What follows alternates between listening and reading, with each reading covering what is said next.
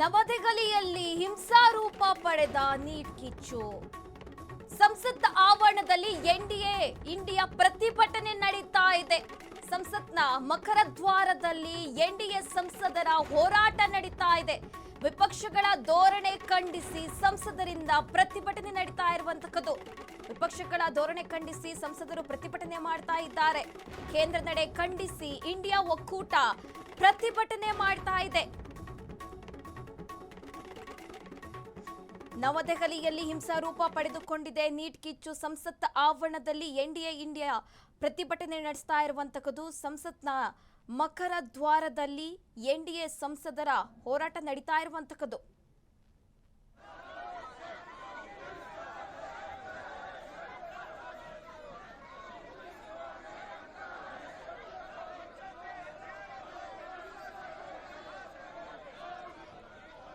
ಮತ್ತೆ ಸಾಹಿಲ್ ಈ ಬಗ್ಗೆ ಮತ್ತೆ ವಿಚಾರಗಳನ್ನು ತಿಳ್ಕೊಂತ ಹೋಗೋಣ. ಸಾಹಿಲ್ ದೂರವಾಣಿ ಸಂಪರ್ಕದಲ್ಲಿದ್ದಾರೆ. ಸಾಹಿಲ್, ಒಂದ್ ರೀತಿಯಾಗಿ ಈ ನೀಟು ಕಿಚ್ಚು ಹಿಂಸಾರೂಪ ಪಡೆದುಕೊಂಡಿದೆ ಅಂತಾನೆ ಹೇಳ್ಬೋದು.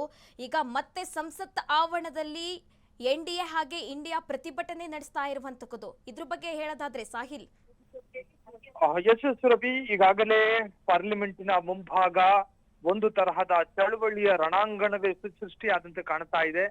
ವಿಪಕ್ಷ ಸ್ಥಾನದಲ್ಲಿರ್ತಕ್ಕಂತಹ, ಅದರಲ್ಲೂ ಕೂಡ ವಿರೋಧ ಪಕ್ಷದ ಸ್ಥಾನದಲ್ಲಿರ್ತಕ್ಕಂತಹ ಏನು ರಾಹುಲ್ ಗಾಂಧಿ ಅದರ ಲೋಕಸಭಾ ವಿಪಕ್ಷ ನಾಯಕರು ಕೂಡ ಆಗಿದ್ದಾರೆ.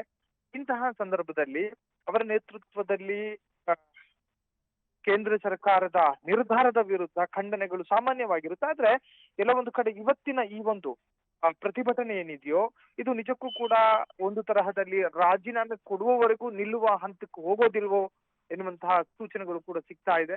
ಒಟ್ಟಾರೆ ಸಂಸದರು ಕೂಡ ಸೇರಿ ಈಗ ಕಾಂಗ್ರೆಸ್ಸಿನ ಅನೇಕ ಸಂಸದರು ಇವತ್ತು ಕೇಂದ್ರ ಸರ್ಕಾರದ ವಿರುದ್ಧ ಘೋಷಣೆಯನ್ನು ಕೂಗ್ತಾ ಇರುವಂತಹದ್ದು, ಪ್ರತಿಭಟನೆಯಲ್ಲಿ ಭಾಗಿಯಾಗಿರುವಂತಹದನ್ನ ಗಮನಿಸ್ತಾ ಇದ್ದಾರೆ. ಧರ್ಮೇಂದ್ರ ಪ್ರಧಾನ್ ರಾಜೀನಾಮೆ ಕೊಡೋವರೆಗೂ ಕೂಡ ಈ ಪ್ರತಿಭಟನೆ ನಿಲ್ಲೋ ಹಂತದಲ್ಲಿ ಕಾಣ್ತಿಲ್ಲ. ಸುರಭಿ, ಮಾಹಿತಿಗಾಗಿ ಧನ್ಯವಾದಗಳು ಸಾಹಿಲ್. ನೀವು ದೃಶ್ಯದಲ್ಲೂ ಕೂಡ ಗಮನಿಸ್ತಾ ಇರಬಹುದು. ನವದೆಹಲಿಯಲ್ಲಿ ಹಿಂಸಾರೂಪ ಪಡೆದುಕೊಂಡಿದೆ. ಸಂಸತ್ ಆವರಣದಲ್ಲಿ ಇಂಡಿಯಾ ಹಾಗೆ ಎನ್ಡಿಎ ಪ್ರತಿಭಟನೆ ನಡೆಸ್ತಾ ಇರುವಂತದ್ದು. ಸಂಸತ್ನ ಮಕರ ದ್ವಾರದಲ್ಲಿ ಎನ್ಡಿಎ ಸಂಸದರು ಹೋರಾಟ ನಡೆಸ್ತಾ ಇದ್ದಾರೆ. ಈಗ ದೇಶವ್ಯಾಪ್ತಿ ಈ ನೀಟ್ ಕಿಚ್ಚು ಹಬ್ಕೊಂಡಿರುವಂತದ್ದು. ಕೇಂದ್ರ ಸರ್ಕಾರದ ನಡೆಯನ್ನು ಖಂಡಿಸಿ ಈಗ ಪ್ರತಿಭಟನೆ ಮಾಡ್ತಾ ಇರುವಂತದ್ದು. ಹಾಗೆ ಶಿಕ್ಷಣ ಸಚಿವ ಧರ್ಮೇಂದ್ರ ಪ್ರಧಾನ್ ಕೂಡ ರಾಜೀನಾಮೆ ಕೊಡಬೇಕು ಅಂತ ಒತ್ತಾಯ ಮಾಡ್ತಾ ಇರುವಂತದ್ದು.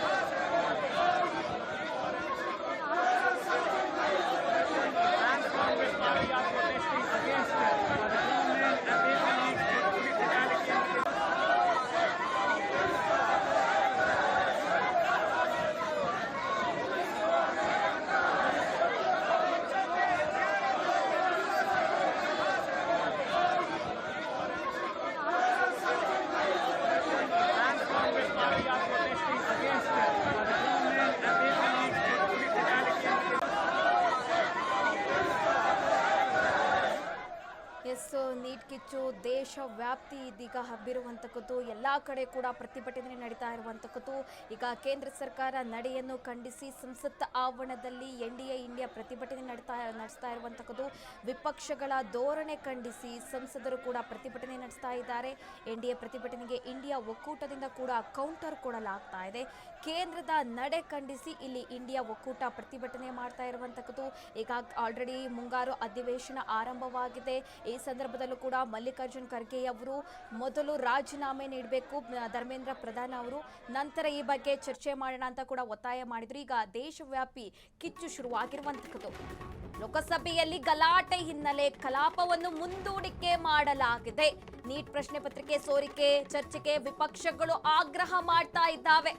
ಲೋಕಸಭೆ ಕಲಾಪ ಮಧ್ಯಾಹ್ನ 12 ಗಂಟೆಗೆ ಮುಂದೂಡಿಕೆ ಮಾಡಲಾಗಿದೆ. ಧರ್ಮೇಂದ್ರ ಪ್ರಧಾನ್ ರಾಜೀನಾಮೆಗೆ ವಿಪಕ್ಷಗಳು ಪಟ್ಟು ಹಿಡಿದಿದ್ದಾವೆ. ಲೋಕಸಭೆಯಲ್ಲಿ ವಿಪಕ್ಷಗಳಿಂದ ಪಟ್ಟು ಗಲಾಟೆ ನಡೀತಾ ಇರುವಂತದ್ದು. ಈ ಹಿನ್ನೆಲೆ ಮುಂದೂಡಿಕೆ ಮಾಡಲಾಗಿದೆ. ಲೋಕಸಭೆಯಲ್ಲಿ ಗಲಾಟೆ ಹಿನ್ನೆಲೆ ಕಲಾಪವನ್ನು ಕೂಡ ಮುಂದೂಡಿಕೆ ಮಾಡಲಾಗಿದೆ.